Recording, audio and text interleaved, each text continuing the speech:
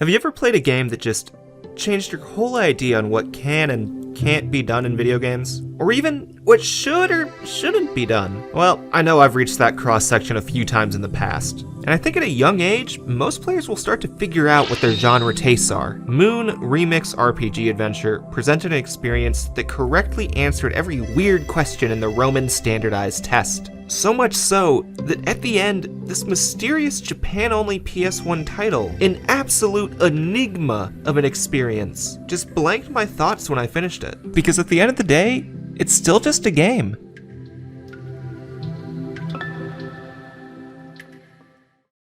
For the few of you that have followed me this far, you'll know that a few months back I did a video about Shulip. I called Shulip a charming work with a lot of flaws. A topic I glanced over quickly was that Yoshiro Kimura, whose name I mispronounced originally, also wrote and designed Moon. I eclipsed the topic a bit back then, and that's because I had the idea I'd get around to this video at some point. Despite having a planned release in the West originally, Moon released exclusively in Japan in 1997 for the PS1. The development studio behind Moon was Stealthily, and it was their first game as a studio. I specify that because a majority of the staff had a past on other games, mostly with Squaresoft and more particularly Mario RPG being a common resume overlap from my cursory research. None of them had major roles in those games aside from, debatably, Kazuyuki Kurashima, who did the monster designs in Mario RPG and Live a Backwards Live. And what I'm saying here is that most of the Lovedelic staff had their pinky toes in a door and rejected that door to install their own ambitious door instead. And that allowed them to make smaller games with their creative voices actually heard. Lovedelic, as known, only lasted for 3 games. But the employees went off to start their own companies afterwards. Taro Kudo and Kazuyuki Kurashima started Vanpool, which you might recognize for the Tingle games, the short-lived Dillion franchise, or Indonesia. Kenichi Nishi went on to form Skip Ltd, which is popular for Chibi Robo, Captain Rainbow, and Giftpia, among other things. And then there's the most important one to today's story, which is Yoshio Kimura, who after Punchline's 2 games, formed a new studio called Onion Games, which is the publisher for the Switch and North American release of Moon. I'm sure you can also guess by me talking about it that this is an English release of the game, which we can thank former game journalist Tim Rogers for. There'd been a few Moon translation fan projects in the past, but none that made it all the way because of factors that either had to do with the game itself, or just the finicky stability of fan projects. Assuming Rogers' goal was to emulate a PS1 era game, then he's achieved that, and he kept the same kind of energy Shulip had, which is the closest localized comparison I can make to Moon, and not the last time I'll do so in the video. Moon's main goal is to deconstruct traditional RPG tropes. It's not the first game to attempt this, and holy goddamn fuck was it not the last to do this. And of all the ones I've played, Moon delivers the fullest idea and grinds a message into my little toddler brain with the most conviction. Moon doesn't parody RPGs because it wants to change them or perceptions or present some misguided idea about nostalgia that modern games don't have. Rather, it's because the developers love those games. And so do I. That's why this game's entire identity is wrapped around the idea of love. Not the singular idea of I love this person, so I'm buying tickets for my passenger to board her caboose. Instead, it can mean something as simple as loving when people enjoy your meal or sitting there bird watching. Even if Moon is just appealing to the hippie, idealistic, giant afro side of me, its commitment to the message keeps me engaged. The lack of any half-assery tugged my heart in a way nothing has for a while. Every facet of Moon exudes love, even from the very start of the game. Moon begins its grand RPG deconstruction with what's realistically the most obvious start. Just start with a normal-ass RPG. Everything here feels like a traditional RPG. The sprites, the save screen, dialogue, text boxes, character portraits, and even the battle screen look like Dragon Quest. And so, the story begins with the legendary hero meeting the king who tells him that the vile dragon has eaten the moon right out of the sky. Now we get to jump through a few of the hero's important perils, like when he puts on the legendary armor to open the rainbow, destroy every vicious monster he sees in his way, move this rock, and then he finally boards the airship in the technocratic city to stop the dragon at his lair. And here, right as we're dealing the finishing blows to the dragon... Hey! Stop playing that game and go to bed.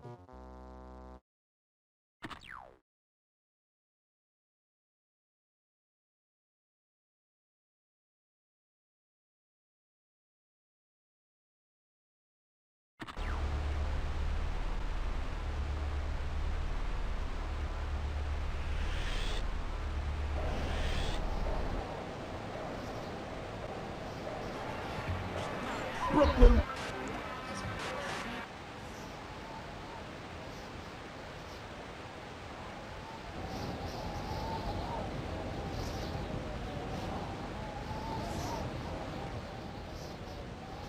And so, the young boy who I've named Watashi for consistency is flung into the video entertainment world as an Invisiboy.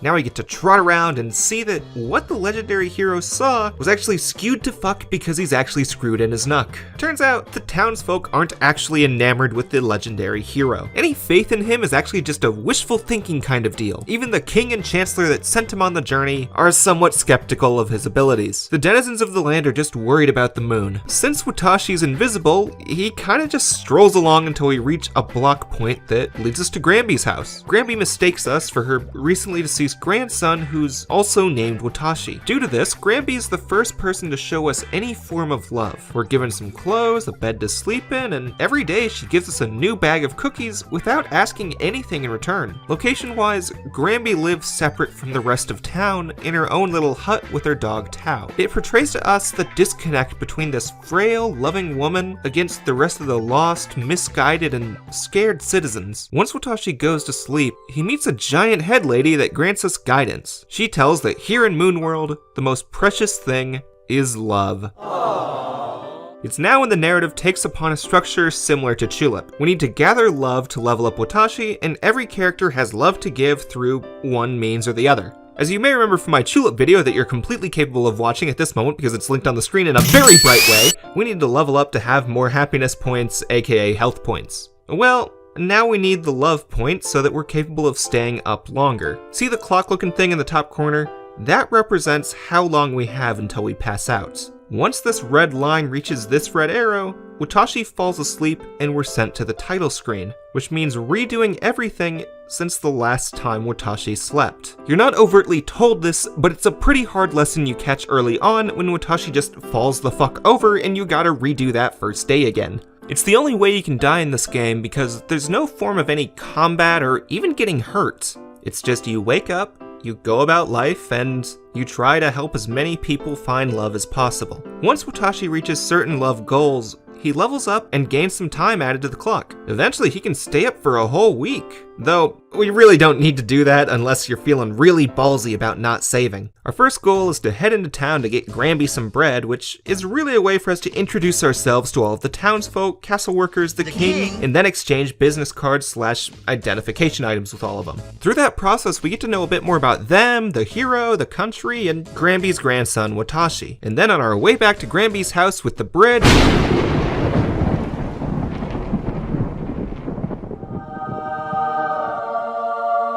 it was at this moment here that our brave hero Watashi realized that this hero was not a true heroic figure that the townspeople are merely skeptical of, but in fact, a batshit crazy man with far too much power imbued within him. Yeah, so just like we were doing during the prologue and every RPG, the hero's been killing monsters. As it turns out, these monsters aren't evil, just misunderstood. Hero Man has killed all of the monsters on the planet, and we need to bring them back by catching their ghost. That way, this UFO can take them back to the moon where they came from. These creatures don't mean any real harm, they're just from somewhere far away, and need someone with compassion to show them the ways of this new land. And our boy Watashi is certainly the boy to do it. Structurally, you can compare them to the underground residents from Tulip. The big difference coming from how the underground residents only came out at one point of the day, while only about half of the monsters have any kind of time sensitivity involved to them. They also aren't as distinct from each other as the Under G Rezos, but that's probably because there's just way fucking more of them. They do still all have names and little backstory blurbs when we analyze their corpses, which I have a fun time reading. My favorite part of the monsters come from their clay appearance. One subtle detail is that everything that comes from the moon is made of clay. So the monsters, these tablets, the record player, maybe a few other things. The clay adds a sense of abnormality to the screen, which gives Moonworld a collage-like look. It's a style that one of the writer-designer-composers Taro Kudo would later implement into his game Indonesia with a slice of Paper Mario added in. And I think that's probably the next Love Delic alum game I'm gonna keep my eyes on for fan or even official translations. Despite starting in the city, we can't actually help many of its residents yet. Instead, we learn about their problems, worries, and what's made them so jaded. However, it's beyond Watashi's current love to solve their issues. Once we go further just a little bit more, we're gifted a house by this dude which gives us a more centralized bed in Moonworld, as well as further access to explore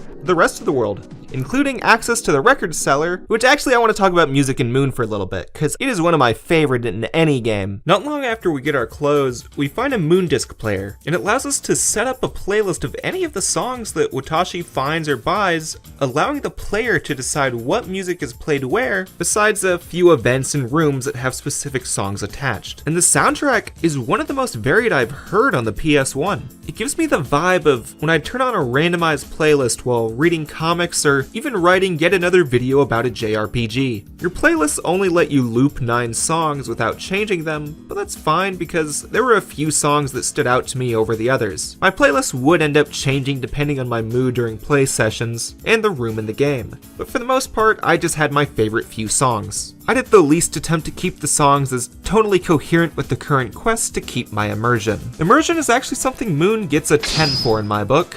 That may sound weird given that the atypical style and situations are ubiquitous from start to end, but it actually uses that to its benefit. We're slowly flung into the abnormal of Moonworld. Of course, our initial baseline is a large hurdle of abnormality, but that's because it's meant to be a shock to us. We've been isekai'd into a game world, of course it will be a bit weird. And now, since we meet and speak with the townsfolk and Moonworlders day by day, week by week, we get used to them. We're getting to know everyone for who they are. And it has a weird curve that slowly builds to where there's some interactions that just don't faze you. Don't get me wrong, there's still spikes of weird just like your everyday life, and those are a large part of Moon's charm. A favorite part of mine is this cult leader fucker here. He gives praise to the Moonster corpse outside of his church and thinks he's a god. He makes us do a few crazy mini games to prove ourselves loyal to his cult, which is actually a ploy for us to catch the monster and send him off. Once it happens, the cult leader decided that this was a sign that he should give up his career as a cult leader and just become God instead. I will pray to him every night from this day forth. The main point of these characters isn't haha, laugh at the funny weirdo. It's more about finding their normalcy. This old man huffing shroom juice and dying to become a crazy force ghost might seem whack fuck insane to you, but the point isn't that he's here, the point is about how he got here. He used to be in love with the woman that ran the bar, and actually, he still is, but their lives just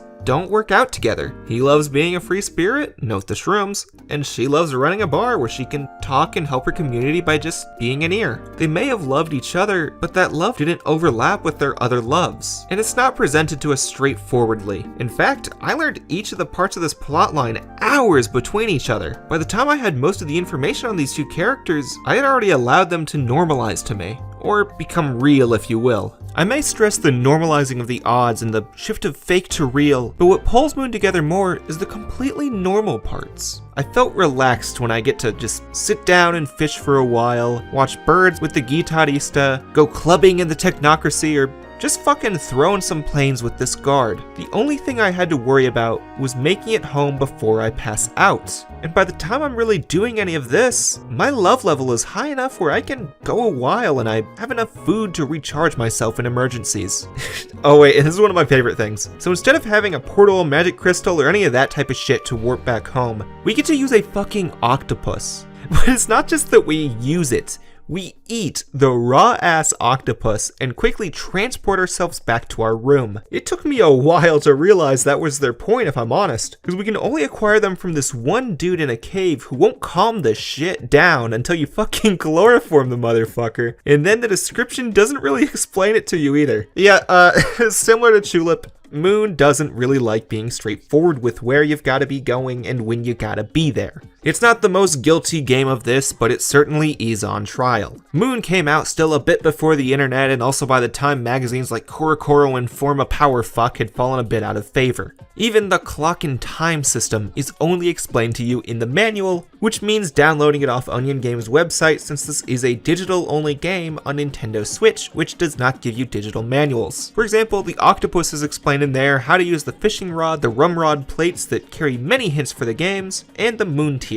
There's enough hints to figure out some of these, especially when you bring them to this bird named Yoshida in the main town to analyze them for you, but I did hold on to my moon tiers for a very long time thinking they were plot important, when in fact their only point is to sell for what the game calls high value, when they actually actually sell for less than a lot of the fish you catch, which fishing should be an early goal of yours once available, because you'll want to buy all the records to set the mood, get the key items from the shopkeeper, and just have enough money for the other dollar needing quests. Money isn't near as important as your love level, so you're not going to need that much. I think I went out of my way to fish maybe 2 or 3 times during my playthrough. There's a few parts when you need to fish specific monsters out of the various fishing holes, and if you have bad luck like me, then you'll end up with a fuck ton of money from just that.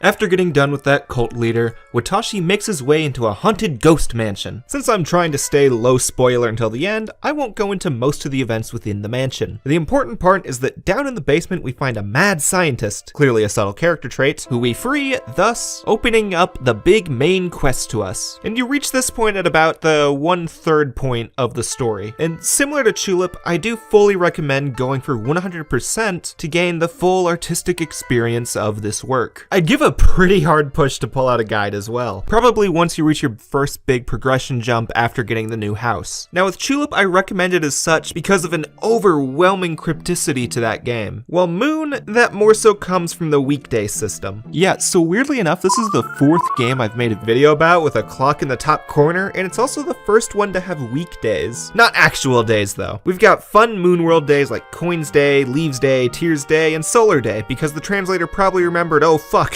Sunday is a real day. Most events in a week happen every day, but there's some that might happen 2 or 4 days a week that warrant a trip to the same spot on repeating days. And then there's also the annoying once a week events that seem to do everything in their power to make themselves guide-quired. The length and amount of days an event happens usually has a beneficial effect on the reward of a quest, whether that comes from the item, love, money, or most important to me, story gain. One I found the most enjoyment from was when I went to go do the paper airplanes with Bilby every solar day for a few weeks, slowly making better and better planes just to finally have success with them. Our desire, wait, and build up to repeating this bonding activity with Bilby helps us build a real friendship and mutual trust with him that we wouldn't have found if we just met up with him on 3 consecutive days. We get to hear how he feels about the planes, his ex-wife, his strange son, and even how he's allowed Noki to fill the hole his son left.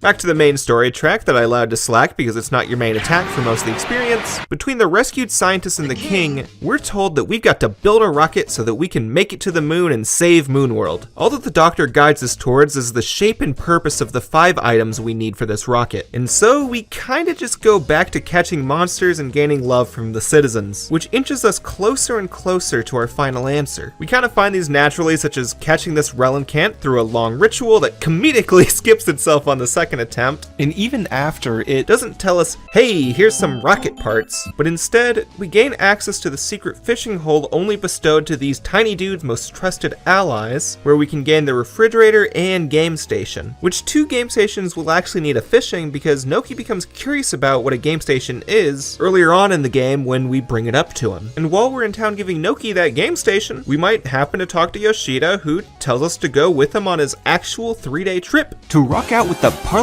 Funkadelic of Monkey Xylophone players.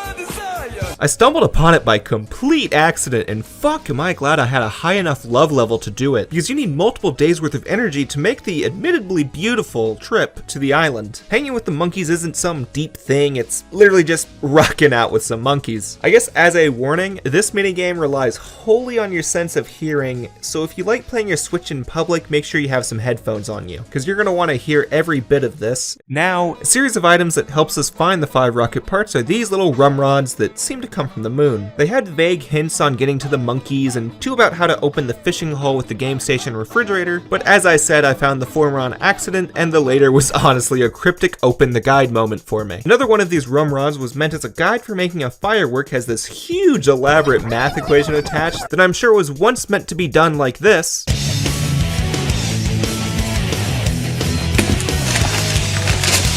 But now it's a bit closer to this.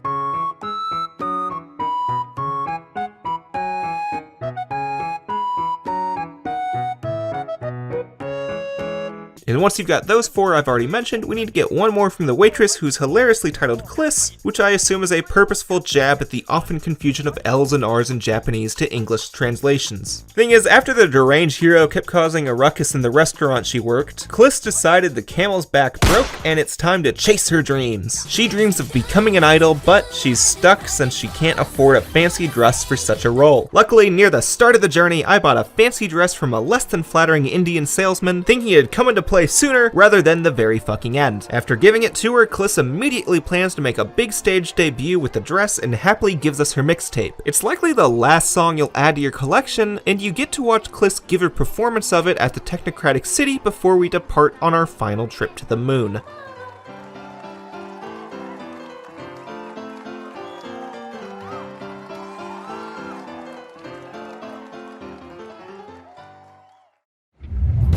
Before going to the moon, there's a few things we need to finish up first. Some quests either have a doorstop that halts progression before the rocket is done, or are just easier to do afterwards. So it's pretty likely you'll have a few things left. Like my Tulip video, I've left out a lot so as not to spoil the moment-to-moment experience of Moon, and now seems a good spot to mention what I perceive mentionable, but didn't know where else to put. So most off topic, fuck this stupid rocket game in the city. I won't show much of it because Moon natively runs at 60 FPS and I recorded in 30, thus fucking up this wireframe effect to a seizurist degree. I just want to call it out as the most out of fucking place part of the game, and the moment I felt the least amount of love.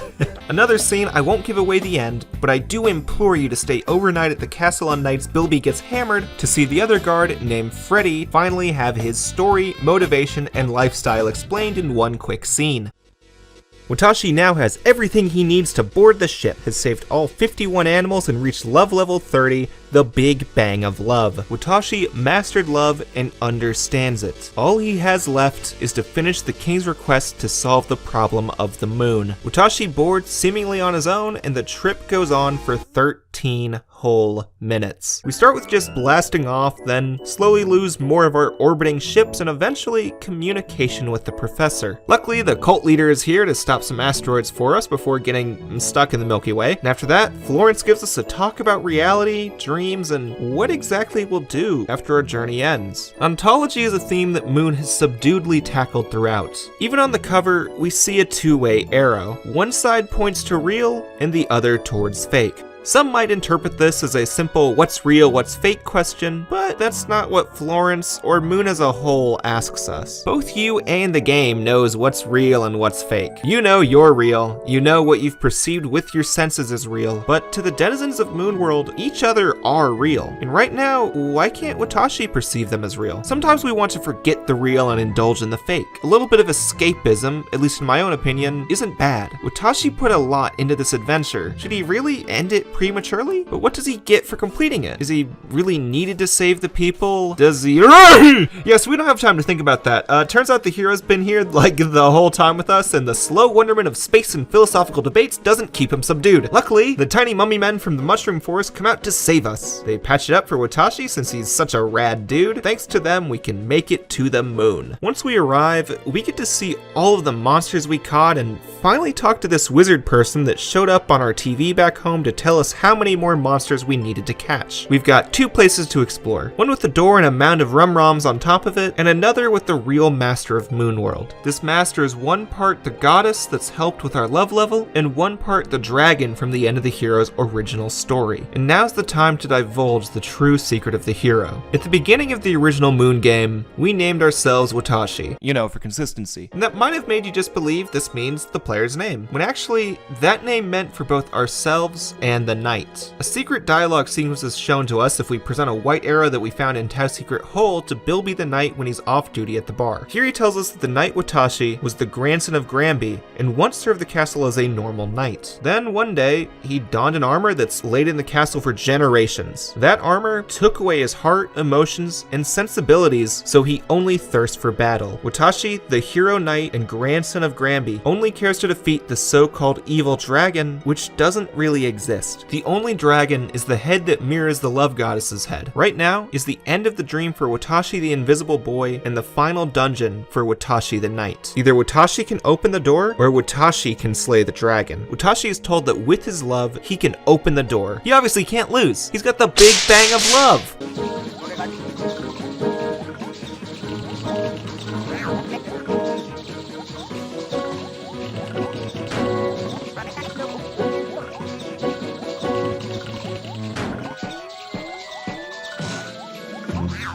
geez. Watashi's inability to open the door is explained by saying that despite having so much love within him, he needs it to ripen. It seems as though opening the door won't happen. And what you may also notice is that there's rum-roms all around the door, which when we interact with them, we learn something about the world of Moon. Now that we're seeing these rum-roms from a new angle, you might see that this whole time, the rum-roms represented the data of the Moon video game. The Moon video game itself does not want this door open. As Watashi can't open the door, he has to return to the Moon Master. Here, it's revealed that while the dragon's fate lied in the rum-roms, the love goddesses did not. Whoever made the Moon game did not plan an ending for the Moon Goddess. And sadly, Watashi the Knight is still determined. Just as he did in the intro, he casts Meteor on all of the moon monsters we spent so long to catch and return to the moon. His only goal left is the dragon. There seems to be nothing left for Watashi to do. So Watashi the Knight slashes away Doolittle, Yoshida, the dragon, and the love goddess. In their final breath, the love goddess and the dragon give Watashi one last rum-rom. And the information, when next you see the door before your eyes, open the door with your love itself. A plead Watashi doesn't have much time to think about because Watashi immediately slashes him away and falls to pieces himself.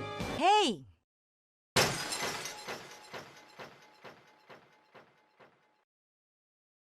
Stop playing that game and go to bed.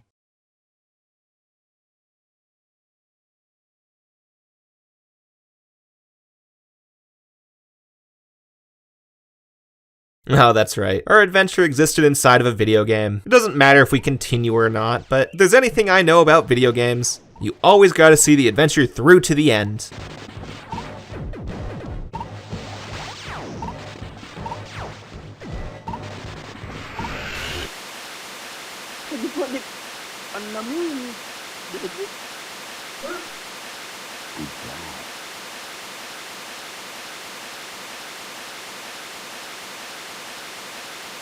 And that's how I got the bad ending. Yep, with 100% all of the love, maximum big bang of love, you're still capable of earning the bad ending in Moon. It all comes down to this final question. Continue. When you say yes, you just have the screen. Never sends you back to the title or tells you anything. You can either turn the game off forever or hit reset and go from your last save point. You know, I can do either. I got the ending. Nothing is holding my hands to the controller, forcing me to get both endings. But of course, I chose to try again. I redid the entire ending, and you know what? I had no clue if the other ending was any better. It might be the same thing, it might have something different. I don't know if I don't go for it. So I got in the rocket, waited the 13 minutes, tried to open the door, saw every monster I've saved become moon dust again, and allowed the knight to kill me once more. And here I noticed something before I gave my answer.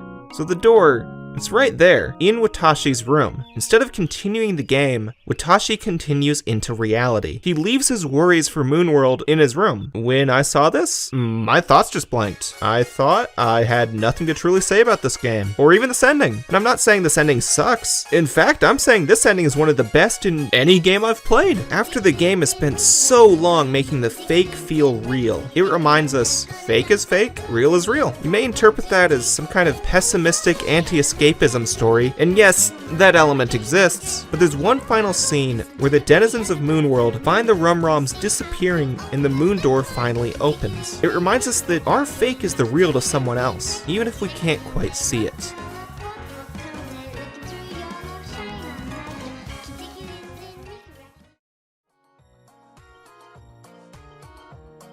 Hey guys, I know I haven't really been doing end slates for a while, but I feel like this time needs a bit of an explanation. Some of y'all have seen this video already. I uploaded it over a year ago. For whatever reason, the audio became out of sync on that version of the upload, and I did some research and it looked like YouTube wasn't going to fix it anyway, so I just decided to re-upload the video. I more so feel like I should say this because it's also been a while since I had a original new piece of content, and that's just because my life has been very hectic lately. I am hoping that by April I can get myself onto a new monthly schedule. I have 2 videos that are very far into production and a lot of ideas I want to get to. So anyways, thanks for the support. Have a good one.